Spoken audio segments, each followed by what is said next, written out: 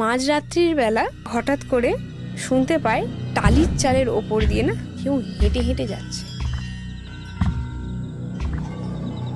ওর মা দেখতে পায়, মানে শুনতে পায় যে টালির চালের ওপর দিয়ে না কেউ ঠক ঠক ঠক ঠক করে করে যাচ্ছে। বাইরে বেরিয়ে দেখতে পায় কৃষ্টি, এই যে এই খোঁজটার ওপরে কৃষ্টি বসে সিগারেট খাচ্ছে আর কৃষ্টির মায়ের দিকে তাকিয়ে না এরকম করে করে হাসছে।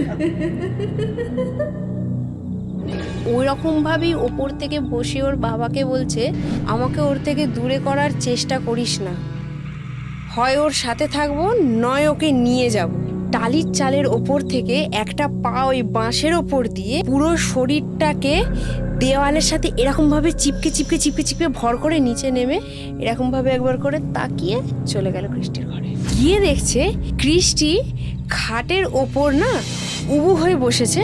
উবু হয়ে বসে নিজের হাতে যেখানে তাগাটা বাঁধা আছে ওই তাগাটাকে ছিঁড়তে ছিঁড়তে, দাঁতে করে ছিঁড়তে ছিঁড়তে এতটাই ও উন্মত্ত হয়ে গেছে যে হাতের এই চামড়াটাকে না ও দাঁতে করে এমনি করে টানছে ওই তাগাটার সাথে। এবং ওই যে ব্লাডটা, সেই ব্লাডটা কৃষ্টির দাঁত বেয়ে না মুখের এখান থেকে অল্প অল্প করে করে নিচে পড়ছে। ঘরে ডাক্তার ডাকা হয়, ডাক্তার ডেকে এই জায়গাটা ওর ব্যান্ডেজ করা হয় এবং ডাক্তার বলে যে এটা যদি আরেকটু ওপর নিচে করে কামড়াতো তাহলে ভেনটা ক্ষতিগ্রস্ত হতে পারে।